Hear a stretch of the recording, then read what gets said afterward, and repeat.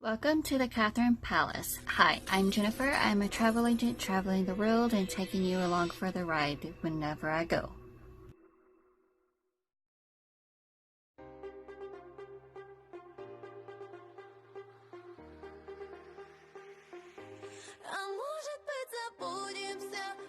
First stop was lunch here on the palace grounds at a restaurant called Odessa. It wasn't my favorite place we had eaten at, but it was okay, just kind of mediocre. I would probably suggest it, and I think it kind of depends on what you order here.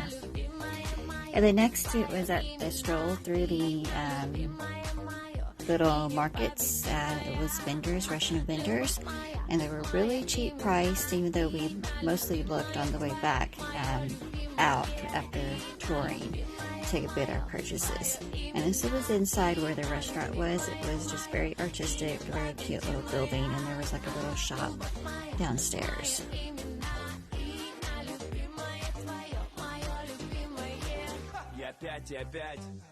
Попытаюсь расставить все точки, попытаюсь понять или даже принять заморочки. He had ordered fish for us, which I'm not a fish eater, so they were very nice. And there was me and one other girl who didn't want the fish, and they brought us a meatball instead, which is seen here. And as I was saying, it was pretty good, but just not my favorite, but it was good.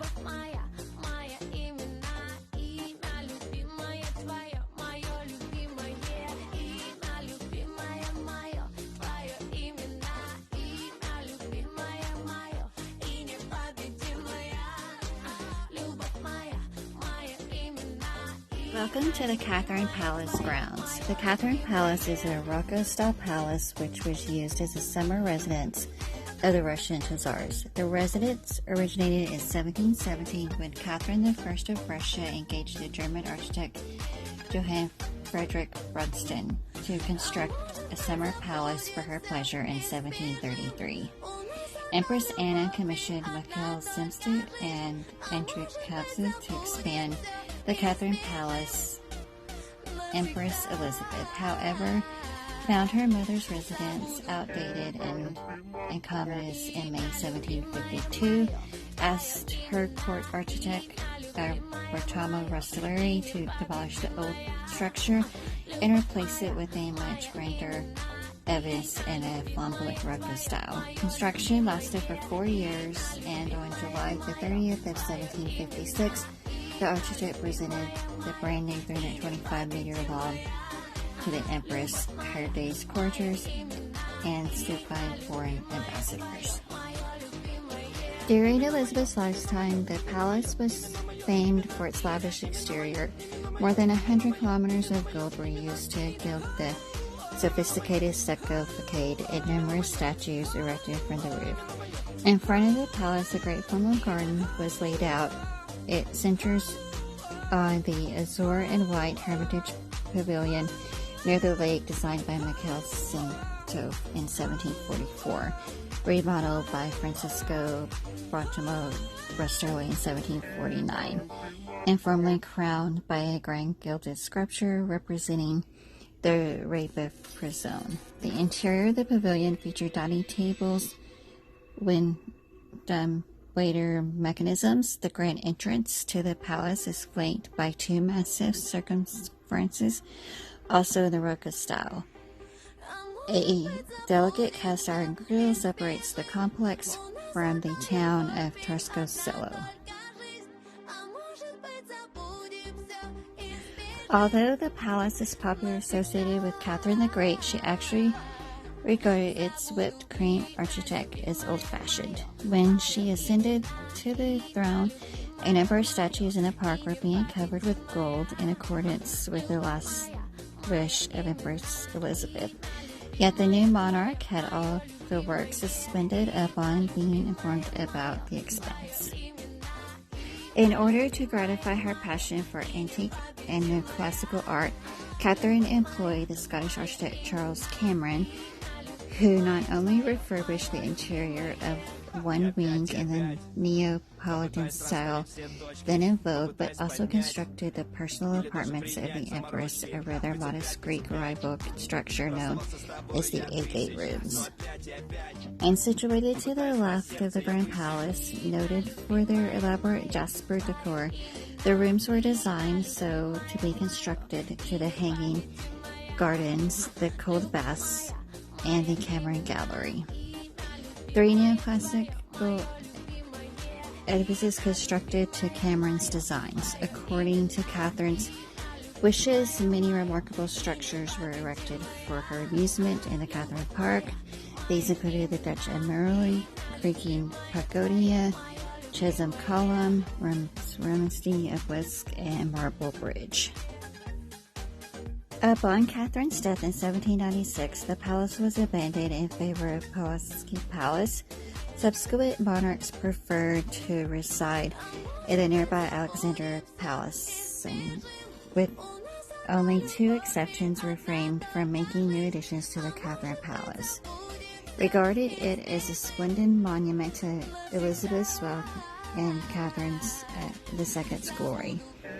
In 1817, Alexander I engaged Vasily Stasov to refurbish some interiors of his grandmother's residence in the Emperor style. 20 years later, the magnificent Stasov staircase was constructed to replace the old circular staircase leading to the palace chapel. Unfortunately, most of Stasov's interiors, especially those dating from the reign of Nicholas I, have not been restored after the destruction caused by the Germans during World War II. When the German forces retreated after the siege of Leningrad, they had residence intentionally destroyed, leaving only the hollow shell of the palace behind. Prior to World War II, the Russian archivists managed to document a fair amount of the interior, which proved of great importance in reconstructing the palace. Catherine Palace is one of St. Petersburg's most popular visiting attractions, and queues in the summer months can be daunting. All visitors are obligated to follow a guided tour, which is Russian unless otherwise engaged in advance.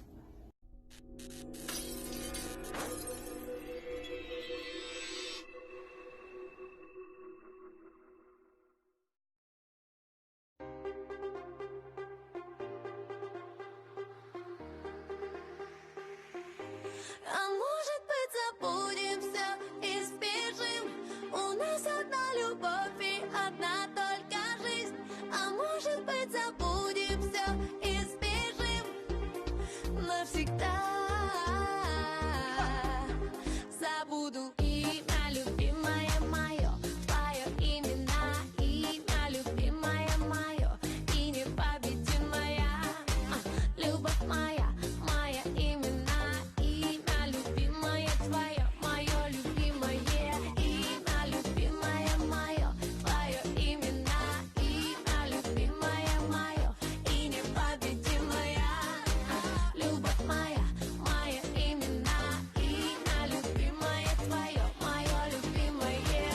Опять и опять попытаюсь расставить все точки, попытаюсь понять или даже принять заморочки. 505, 505, расставаться с тобой я тысяч, но опять и опять попытаюсь на сердце я высечь. Имя любимое мое, твое имя, любимое мое, и непобедимая любовь моя, моя имя, любимое твое.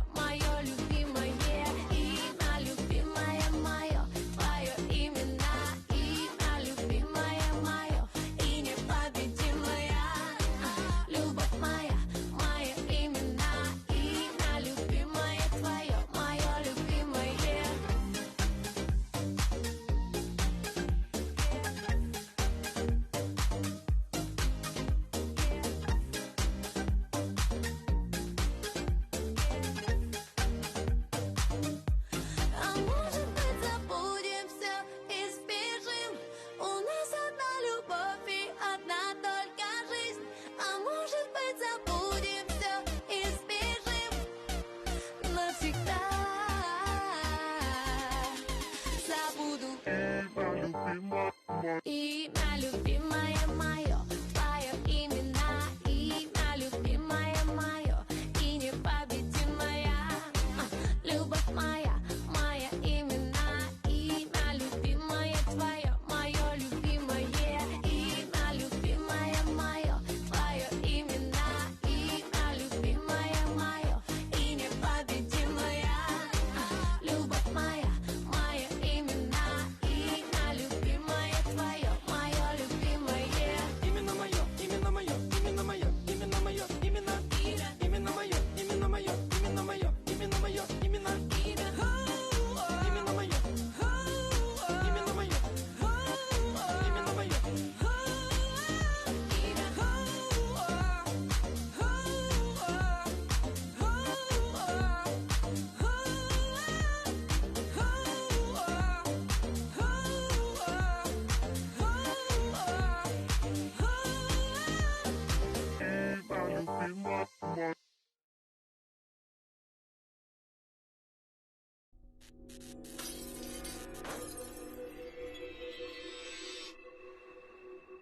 No photography or pictures were allowed in the amber room, so I had to Google search for the pictures.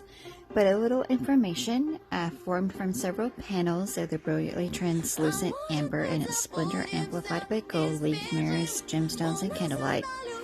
The amber room was an eighth wonder of the world. The amber room journeyed through centuries from its makers at Persia to its final home in Russia, and found its purpose as a symbol of peace, forging an alliance between those two countries. However, as the Second World War began, it met tragic fate. The birth of the amber room dates back to the 1700s. This period in history witnessed the rise of amber art across Europe.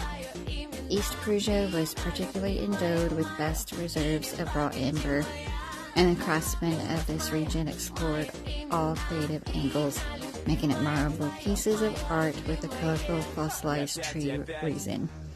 In 1701, honoring his wife's request, Frederick I, the first king of Prussia, ordered the construction of the installation of the amber room at the Letzburg, a summer palace for Queen Sophie Charlotte. After her death in 1705, Frederick I renamed it the Charlotteburg Palace in her honor. The construction of the amber room began in 1701, promptly after Charlotte's request. However, the Queen did not live to see the decades-long perfection of her ideal room. Creating the amber room required a collaboration of craftsmen from across various countries, with the German architect André Schotter responsible for its design and Danish craftsman Alfred Wolfman responsible for its fabrication. During a visit by Peter the Great of Russia in 1713, the sight of the amber room was too enthralling to ignore. In 1716, an act that forged a strong alliance between Prussia and Russia, the amber room was dismantled and shipped in about 18 large boxes to Russia. The amber room was the most grandiose piece of amber art in history, yet Frederick had no second thoughts about getting such legacy to the Tsar Peter the Great. The amber room survived in Pushkin for over a century. Following numerous 18th century adjustments, the room glowed with over 6 tons of amber and gemstones covering an area of about 18 square feet. According to historians, the amber room would be worth around $142 million in today's US dollars. The amber room in Pushkin was never really open to the public. It served as a palace of meditation for Tsars and Elizabeth, and during the reign of Catherine the Great, it was the death room.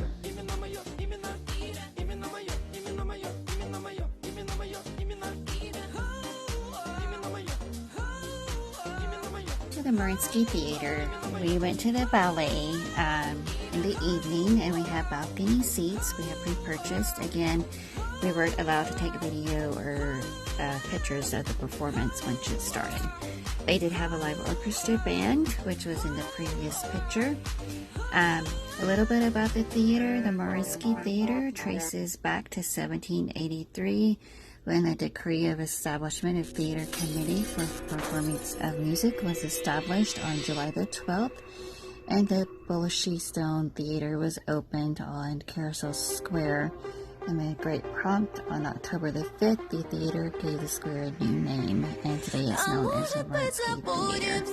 The performance was great. It was very interesting. It was beautiful. We stayed until about the halftime and ended up going back because we were leaving the next day, and we had to say our goodbyes and meet up and get packed because we had an early morning train to head back.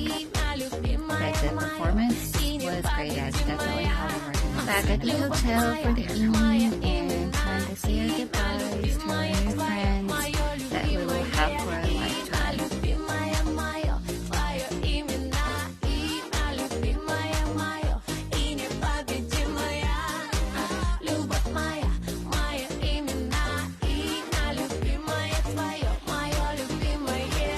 И опять, и опять попытаюсь расставить все точки, попытаюсь понять или даже принять заморочки. 505, 505, расставался с тобой я тысяч, но опять и опять попытаюсь на сердце я высечь.